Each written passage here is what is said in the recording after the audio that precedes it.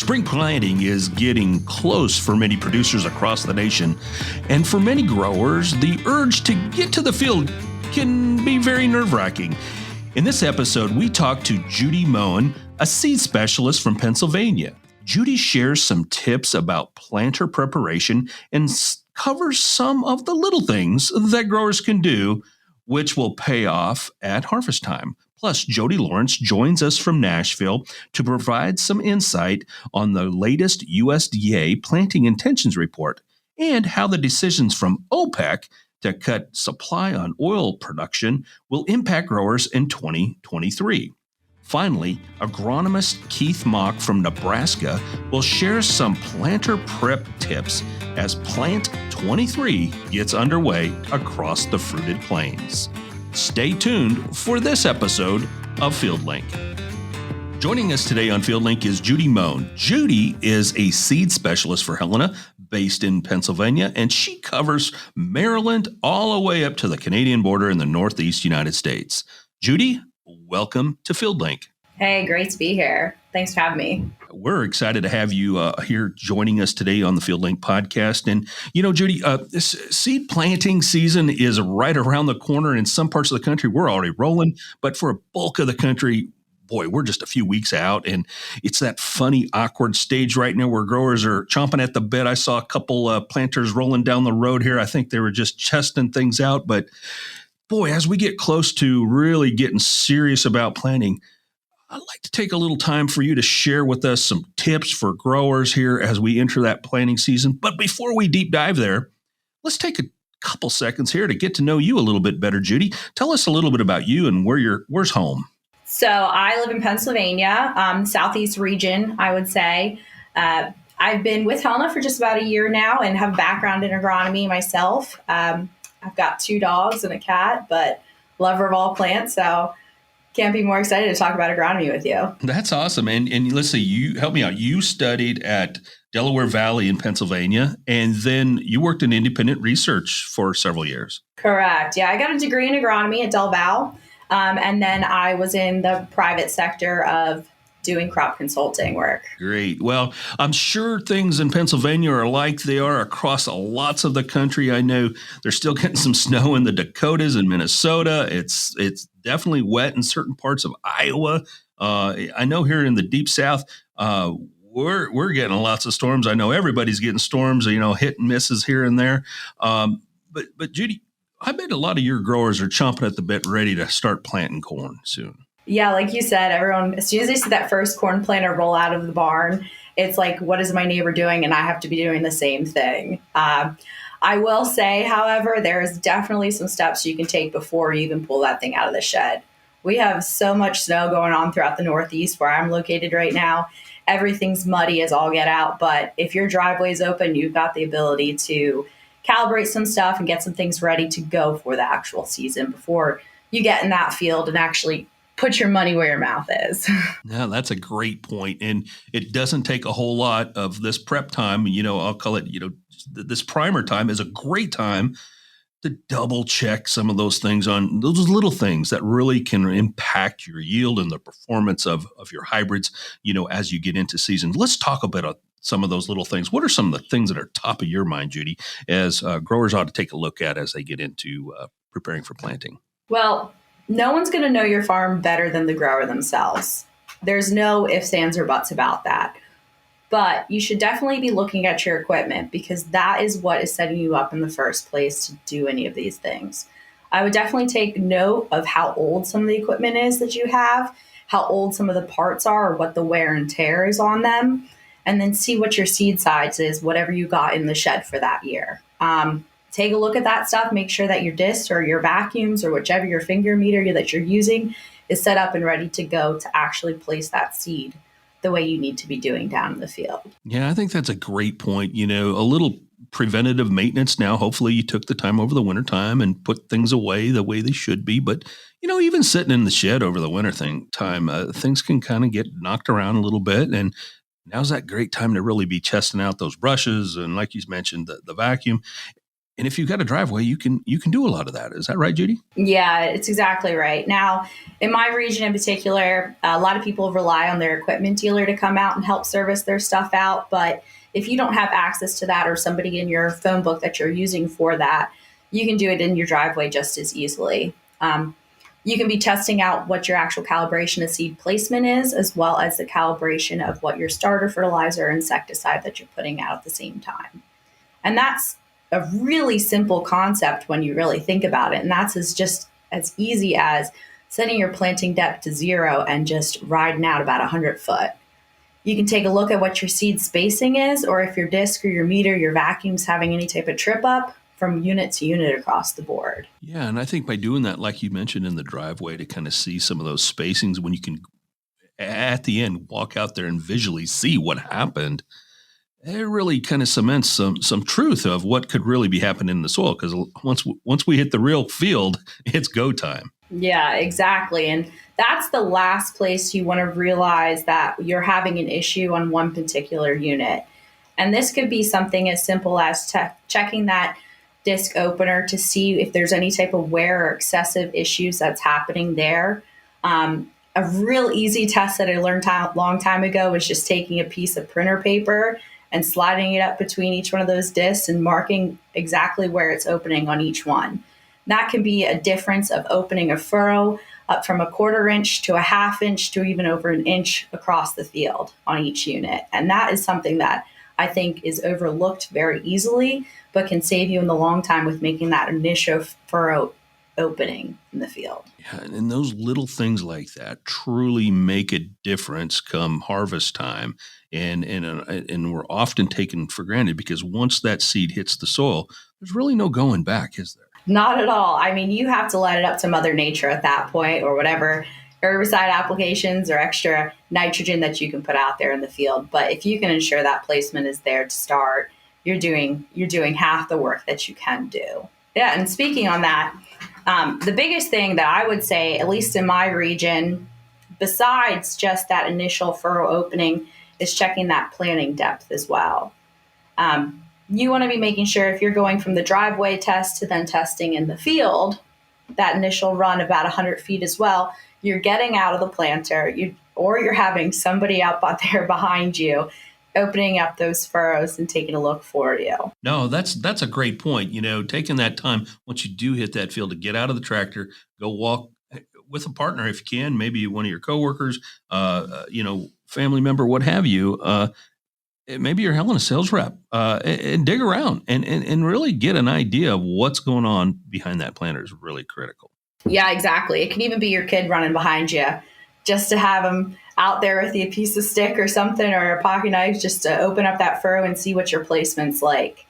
In my neck of the woods, we like to see corn planted from anywhere about 1.5 inches to 2.5 inches. In these colder, wet soils earlier on in season, I'd like to see it around that 1.5 inch mark. But the further deeper you get, the more somewhat inconsistency you can get with emergence. The same with if you go any more shallow than 1.5 inches, you're going to have some root mass issues underground that you're going to have to fight with later on. Yeah, that's definitely a great point. And, clearly that's going to trend depending upon where you're at, depending upon your CEC scores and the soil types and so forth.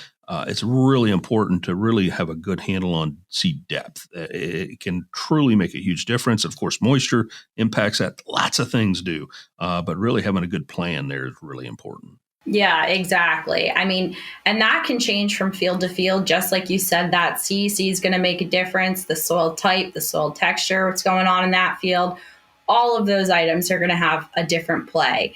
I mean, everyone wants to think it's so simple when you're doing these driveway tests or anything like that. But you do have to realize when you're even switching from field to field, you might have a different density in the soil, or you might have a different moisture content, and you have to play with it a little bit more, either putting more down pressure from the planter or loosening it up just to make sure you're getting that depth that you're looking for in the field. That's awesome.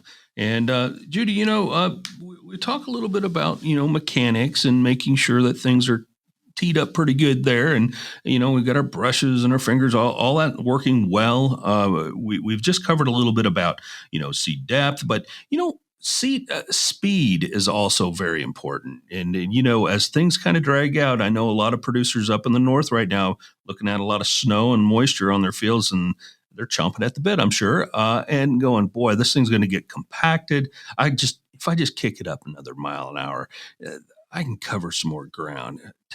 What are your thoughts around the speed as far as planting is concerned? Speed can be tricky. Everyone wants to get the corn in the ground as fast as they can. They want to make sure they're hitting that window exactly when they can to make sure they got their crop in the ground. But you got to be careful.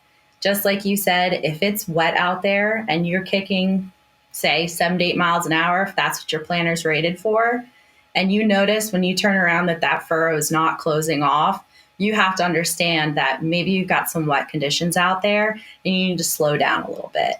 And the same part about that, even if the furrow is closing and it's a little wet, you can be making some sidewall compaction that you're not aware of. And you're only going to be aware of that is if you jump out of the planter and open that furrow up.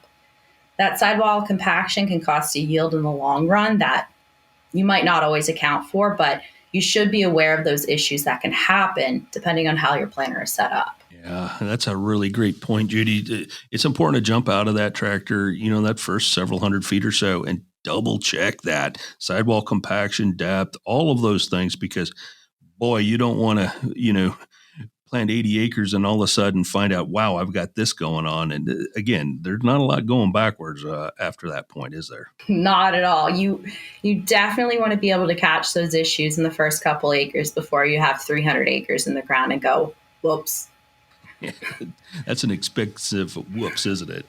Oh, exactly. And that's not always talking about that 7 to 8 mile per hour range. If you have an older planter or any type of setup that might be rated to 4 to 5 miles per hour, even though you're going slower, you can have the same issues you're going to have at that top speed. So a lot of it comes down to just seeing the type of farming that you're doing, what your rotation is, seeing what things you need to change up to make that planting happen the way you want it to happen. Right. And you bring up a great point there. Every farmer's different. Every field's different. And, we've got a lot of growers that are doing, conventional tillage, but also no-till. No-till can certainly, impact your speed and your depth a little differently, can't it? Yeah, exactly. Now, there's a lot of different stipulations or says out there, or switching to no-till can hinder your yield the first couple years. But I think a lot of that has to do with those initial change-ups or learning how to plant that no-till way. You might be switching from doing some row cleaning to less row cleaning or more aggressive row cleaning on the planter. You might be switching from a press wheel to more of a spike wheel closure. Those things all play into the fact if you're switching up from conventional tillage to no-till that sometimes get overlooked, and you can't always overlook those things. I think that's a really great point. Certainly, understanding no-till versus conventional till and other types of tillage, understand your tillage and be sure you're testing, that first, like you said, 200-300 feet. As you transition into those parts of different fields, be prepared for those transitions. Judy, let's talk a little bit about, certainly it's going to be go time soon for a lot of producers, but some of the little things that we often overlook for those of us that have seed tenders, what are some basic things we need to prepare for in terms of handling our seed? Well, I would start off with saying, did you clean out your seed tender? Is there any type of old seed hanging out in there, dust or bird's nests per se that build up over the winter time, or heck, even mice that you didn't want to really be in there? Make sure you have that all cleaned up. You don't have any dust or debris in there. Blow it out really good, wash it down, make sure it's nice and clean to go for the season. The other thing I would definitely say is make sure the motor is running well on it. Make sure you're cleaning up that carburetor, whichever you need to do. Just make sure you get the old gas out of there and make sure it's all in running order so that is one thing that's not going to delay you when it comes time to go. Yeah, that's one of those things where, oh, dang, I forgot to do that. And it can be really frustrating and put you behind by an hour, 2 hours, 3 hours, and all of a sudden, Now you're kicking up that speed and you're impacting your overall yield because a motor or a carburetor wasn't cleaned out, or you had bad gas or a bird's nest, for God's sakes. And it's very common. It happens a lot. So taking a few moments to really prepare those seed tenders is really, really important as growers get ready for spring planting. Judy, what are some other things that folks ought to look for as they get ready to crank things up here this spring? One easy thing that I think that anyone could do really is, as we're all getting super excited about when the go time is, you should be checking those weather patterns that were happening right now. We all know that whenever we're going to have that full moon time of the year, we're going to get our lowest spike of the temperatures for the most part. You should be aware of when that's going to happen in the month if you're planning to go out in these early cold timings. Another thing that's really easy to do is take that meat thermometer out of your kitchen, take it out to the field and throw it in the ground. Read what it's saying. Look at it at 8 o'clock in the morning and then maybe look at it again 2 o'clock in the afternoon. It's ideally, I think most people say 50 degrees. I like the general rule of thumb of 56 degrees. You know, if you got 56 degrees, probably not slipping below that, maybe 48 degrees in the early mornings or at nighttime. And that's just one easy way to get an idea of, hey, I do think it's go time. If you're getting those temps holding for 2-3 days in a row, sure, go ahead, throw some seed out there. Yeah, I think seed temperature is a really great point. Often we base everything as producers off the calendar and our neighbor. That's not always the best solution to see what our neighbor's doing. But really utilizing those thermometers to really understand our soil temperature and then really starting to manage our growing degree days is also very important. Judy, as we take a look at 2023, and every geography is different, clearly you have a good handle on the Northeast part of the United States. But as we start to look at seed supply, and if we're looking at the calendar, and in some parts of the country, snow's still covering a good portion of it, and things start to get pushed and pushed and pushed, when do growers need to think about, I might need to move to plan B as it relates to maybe a different hybrid selection, something along that line? Unfortunately, as all years go by, we tend to see that seed supply gets tight. Seed supply across the country is going to be tight, whether you ordered a variety and you ended up not getting it and you got allocated to something else. This happens. This is things we have to deal with and we have to flex with. Now, as far as when you tend to push back or when you tend to decide to move to a different hybrid or variety, that really is going to depend on where you're located and what maturities you generally grow. I would say if we get pushed back, if you're looking to go about that third week of April point and you get rained out for, say, 3-4 weeks, which can happen, you should start looking to pivot to something that's maybe 5 to 10 degrees or different maturity down. Yeah, and it's going to, like you mentioned, it's going to be different no matter where you're at. And some of those geographies are a little bit different. I don't think there's a silver bullet statement there. It's going to be case by case. But I think the important thing is to be aware. Be aware and be working closely with your Helena rep to better understand what's available and have a plan. Hopefully you don't have to go to that plan B, but at least be having the conversation so he or she can, be working with their seed suppliers to have a plan if we do need to make an adjustment. Yeah, exactly. Like you said, your Helena rep should have a good idea of what he's going to have as floor stock if you need to swap anything out. He should have a good idea of what the suppliers have that you might be purchasing your seed through as to what you can move to if they don't have that in floor stock. Those are conversations you all need to be or your dealer will be transparent with you on, and you should be transparent with them on that as well, and trust in your Helena rep to get you those answers that you need for your operation. Yeah, that's really great advice there, Judy. Judy, really want to take this opportunity to thank you for joining us today here on FieldLink. Are there any last minute things that growers need to think about as we get ready for this planting season? Hey, for the 2023 planting season, let's have all good thoughts, and it can only go up from here, right? That's right. And I think it's going to be an exciting year. There's a strong demand for corn and soybeans based on the recent reports coming out that Jody Lawrence is going to talk to us about later today. from the USDA. So lots of opportunities there. Judy Mohn out of Pennsylvania, seed specialist for Helena. I want to thank you for joining us here today on FieldLink. All right, Judy Mohn, I want to thank you, seed specialist out of Pennsylvania, covering the Northeast United States for Helena. I want to thank you for joining us here today on FieldLink. Hey, Bill, thanks for having me. It's been a great time.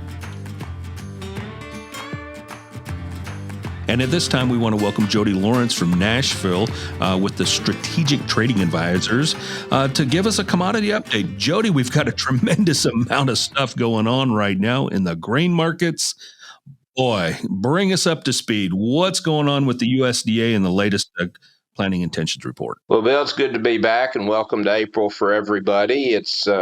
I'm glad to be back at my desk full time now that we have finished up the meeting season with everybody getting ready to start planting, and some of you are already underway that I've spoke to over the past week in some of the drier central locations of the country. So remind everybody, be extra careful. Good luck this year, because this is always a dangerous time in our business, and I want everybody to be around for the summer in a healthy way. But I guess really the better question, Bill, is what's not going on in our markets, because we have had any number of major market moving events that by themselves could take up a podcast. But by the time you throw in last Friday's USDA stocks and acreage report that showed tighter quarterly stocks than expected and definitely was supportive to old crop prices. And you got the acreage shift that a lot of people thought, and there were an extra 4 to 5 million acres that are expected to be planted this year in the U.S. With the early estimates from the USDA at 92 million acres of corn, with 87.5 million acres of beans. And those are higher than what the final numbers were for last year for both. But there is a fairly lengthy history of this report being pretty inaccurate by the time we get to June, and certainly by the time we get to January, what the final numbers are. And this is not really the USDA's fault, because from here forward, it's all about Mother Nature. It's all about spring weather. It's all about rain, and how many of these acres actually do get under till. And is there, a shift, some of those corn acres, because it's a little too wet too long, that they shift to beans, or, do more cotton acres go to beans or corn? And with cotton price struggling, just a lot of dynamics as we move forward. And if we thought the winter moved quickly, it's just we're about to hit warp speed on the spring, and we'll be to Memorial Day before you know it. And with planning updates and early crop development, going to be a really, really busy. And also, it's an exciting time of the year, because this is, it's the gentlemen start your engines start of the Indy 500 season. Yeah, definitely. I just was in Nebraska this last weekend and saw my first planter moving down the road, and I think people are just doing some recreational driving right now to keep the neighbors all fired up. But certainly, it's that time of year. And, back to that report, looking at some intentions on corn, looking at some of those states, Jody, that looking to have some real big growth or anticipated growth, specifically the Dakotas and Minnesota, looking like some big growth opportunities there, at least projected. But they're sitting under a whole lot of snow right now, aren't they? Yeah, that's certainly an issue. And I typically don't start ringing the alarm bell on late planting in the U.S. simply because technology has gone so far, and the farm community in general can get in so many acres in such a short period of time. But if it's under snow cover, if the ground's too cold for proper germination, in a seed bed, and then on the backside of it, once the snow starts to melt, you have flooding and just poor conditions. I'm going to give it about 2 more weeks before I start to have some larger scale concern But the areas that you mentioned that do have the heaviest snow cover right now are the areas where the USDA expected to pick up corn acres. So that goes back to my thoughts that the report we saw Friday with 92 million acres is really just a starting point, that we have a lot of decisions that'll be made mainly by the weather in the next 6 weeks. If that number finishes at 92, or it pulls back towards 90, because we've talked about this before. A bushel or two on final yield, certainly it matters, because it becomes, it's 80, it's 90 million bushels on ending carry out, or on or off of it. But when you start moving around a million or 2 acres, it becomes a much larger number. And if you lose 2 million acres of corn, and if we just get back to what we planted last year, all of a sudden you take potentially 325 to 350 million bushels off corn ending stocks that it's hard to believe are tighter than where we were at this time last year. So a lot of interesting things going to happen, and the area, and my main focus is going to be the area where the expansion was expected, are seeing the worst early conditions right now. Jody, let's transition a little bit to some of the latest news. Also, last Friday and over the weekend, boy, it really exploded. And here, Monday morning of the 3rd, our friends at OPEC, they made some choices here recently and some announcements.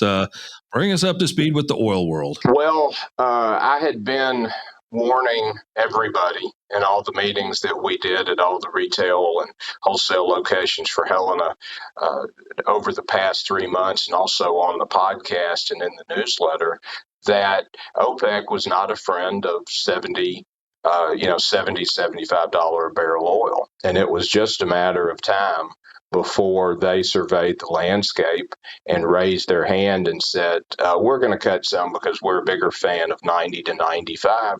And that's exactly what happened. Honestly, it took them longer to make the cuts than I expected. I really thought this would happen when the price started settling into that $68 to $72 range. But they waited patiently, like they can do, being basically the oil cartel. And now all of the oil and energy information that I read today is pointing towards crude oil going to $90, $95 during the peak of the U.S. driving season, as a majority of the major OPEC countries, Saudi Arabia, and the other, major producers, are all in agreement to make these cuts. And when you start talking about 1 million barrels a day, it adds up pretty quickly. And you can see that today. You had crude oil at one point trading up almost $6 a barrel. Back over $80 to $81.69 was today's high in the May. And just 2 weeks ago, we were trading at $64. That's a substantial rally. And when you get into this position, the ripple effects just go through everything, in both positive and negative ways, because you've got diesel that I hope everybody was able to top off their tanks before these announcements came, but it also supports the bean oil, the biodiesel, and corn for ethanol. So it's not really a double-edged sword, and I think in the big picture, the U.S. farmer would rather have the 60 to 80 cents added to their bean price, and the 40 to 50 cents potentially added to their corn price because of high energy prices, and pay a little extra at the pump.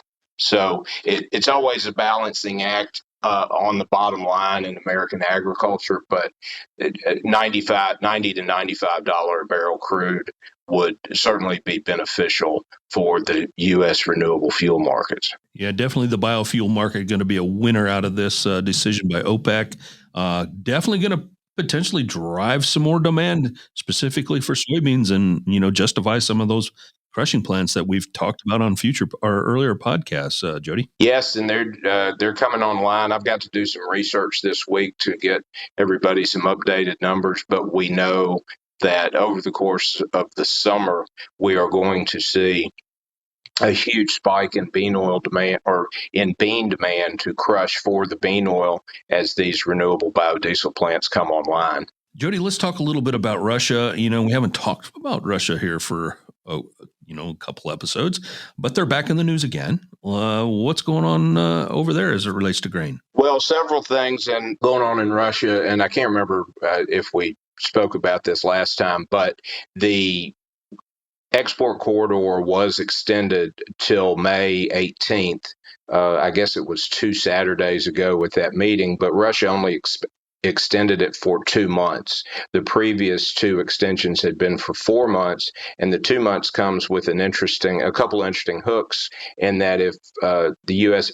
or if Russia decides to end the humanitarian export corridor in the middle of May, that's really right at the beginning of Ukraine's winter grain harvest. So you can imagine, with no ability or a very compromised ability to export it outside of going on rail through Europe, you really could have the wheat market become very dynamic if Russia were to do something. And you can't really say that this is a bad sign, but over the last week, you've had Cargill, ADM, Viterra, which formerly Gavilon, and let's say Louis Dreyfus today is pulling out of managing the grain shipping facilities on the Russian ports, and they're going to let domestic Russian operators run those, and whether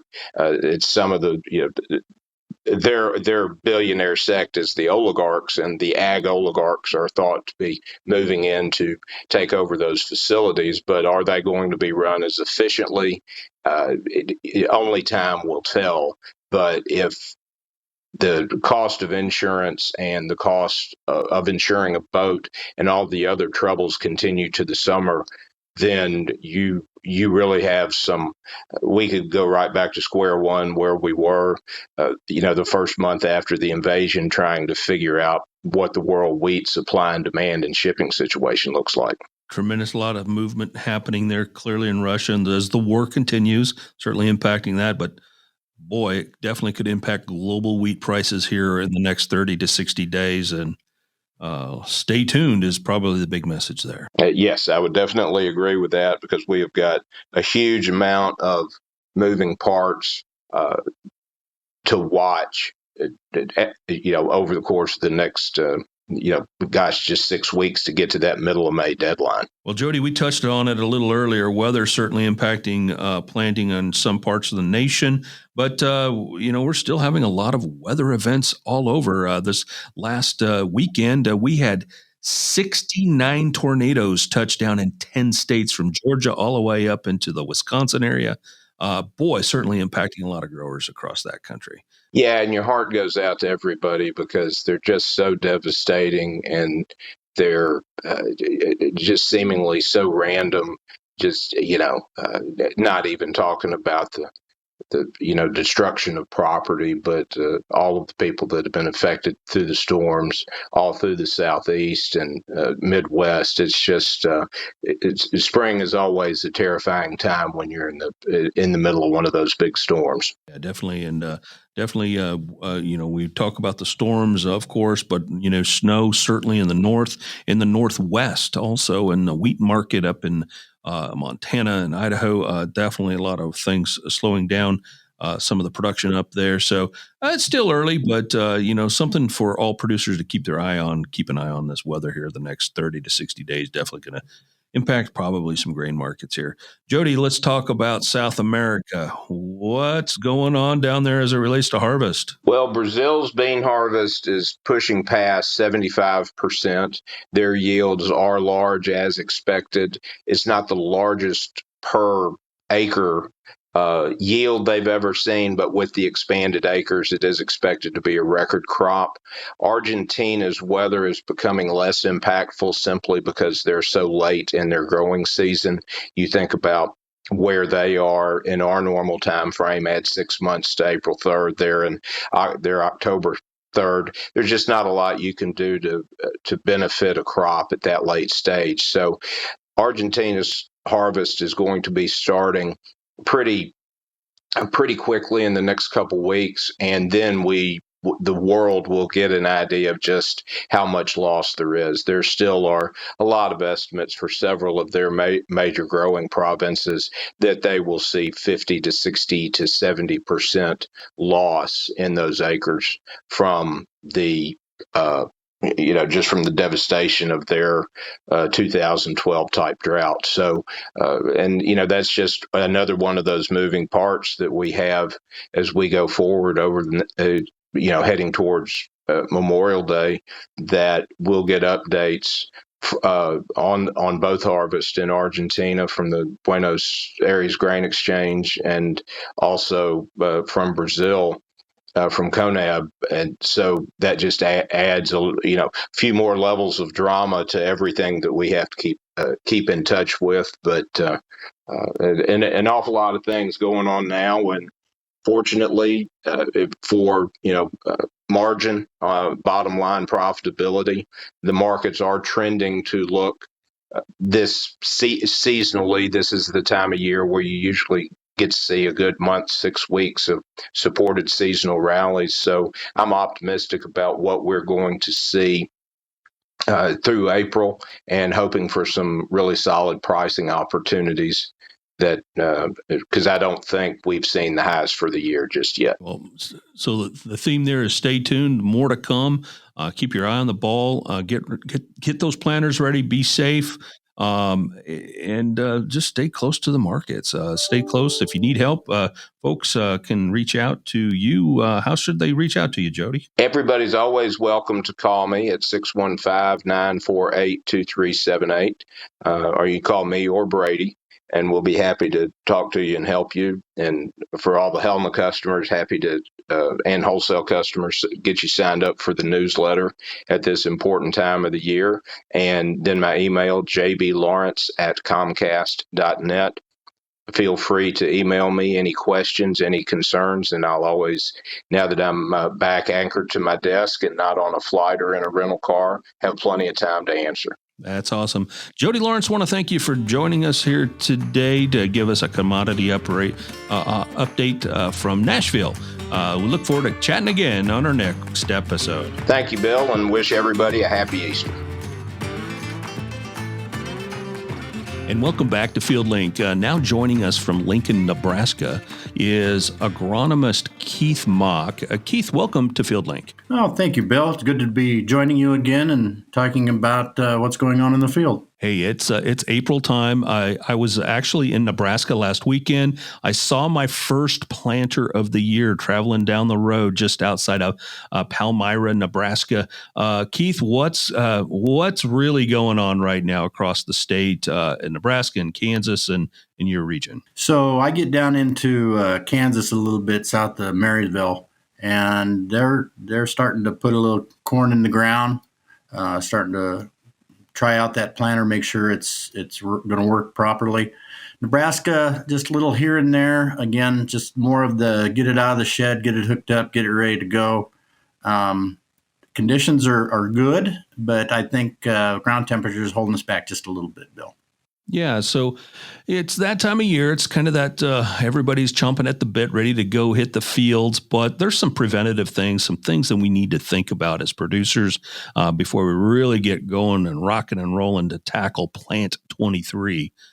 So, Keith, what are some basic things that growers can think about as they're preparing to go to the field with their planter this spring? Yeah, just general maintenance that they've probably been doing or have done or in the process of doing. The planter, you get one time really to get this properly planted, the corn and the soybeans, and so making sure that you're your seed, you get the seed drop to where you need it. And as far as like testing that, keeping it on the driveway or some hard ground, putting it down to scratch the surface and drive about the speed that you're going to drive to see what kind of seed drop you're getting, just to make sure that's working properly before you hit the field. And also, if you're using any kind of in-furrow or over-the-top starter or 2x2, you can turn that pump on and make sure that each tube is dribbling out the amount of fertilizer that should be dribbling. I say dribbling because it's usually not very high pressure back there. But make sure that the tubes are flowing so that when you do get to the field and you do your maintenance check there, you knew that it was working before you got to the field. Right. Now's a great time to check those little things out. That can really be big things. You don't want to get ready to go, have all those ideal conditions in the field, and then be held up by, like you mentioned, a plug nozzle or, just being off in your calibration. Keith, as we kind of progress, we've done all of our checking. We've really done a good job of preparing our planter. We worked with our dealer and our Helena representative to make sure everything's, ready to roll from that perspective.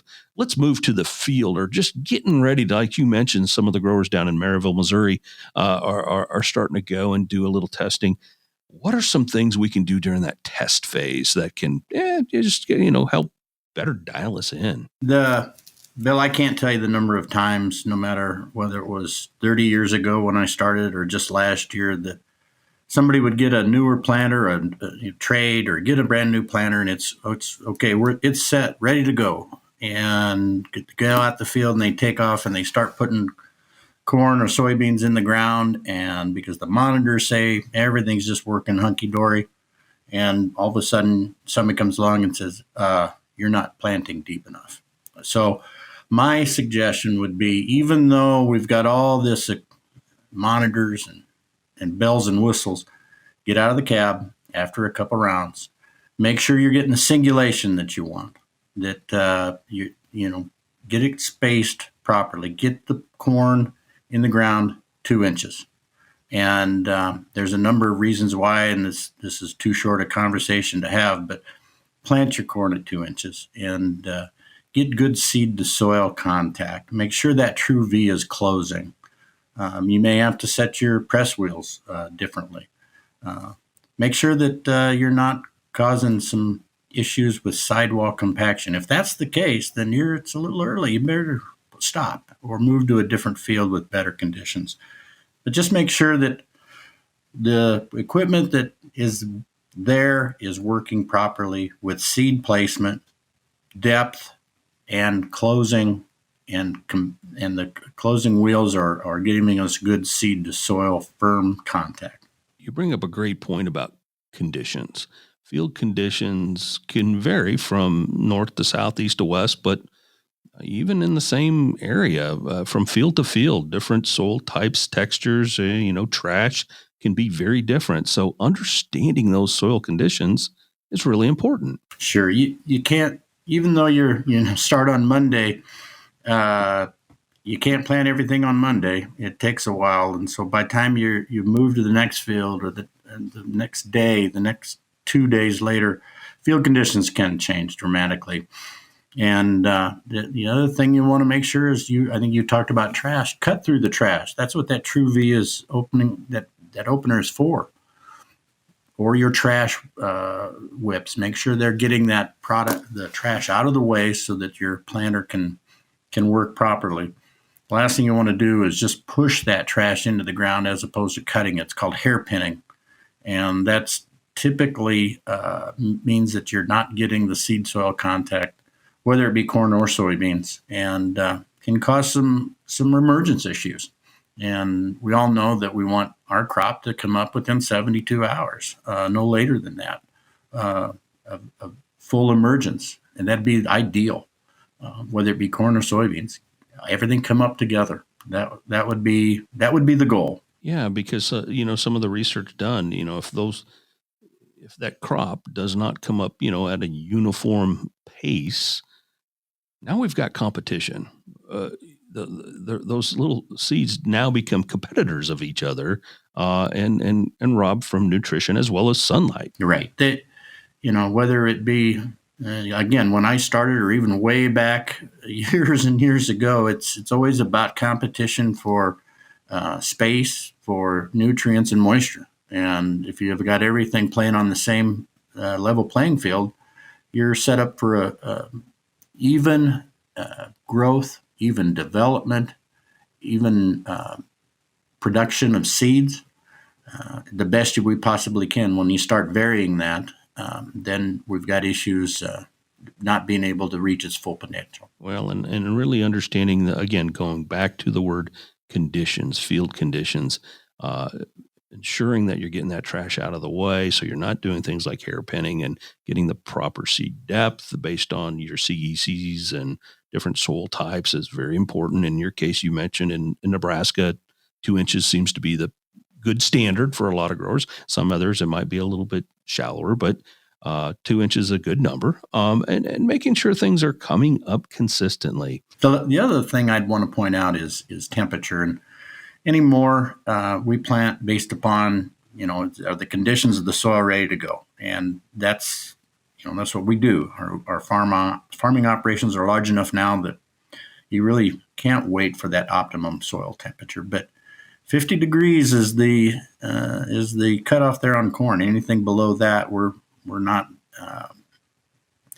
germinating at the pace we'd like to see.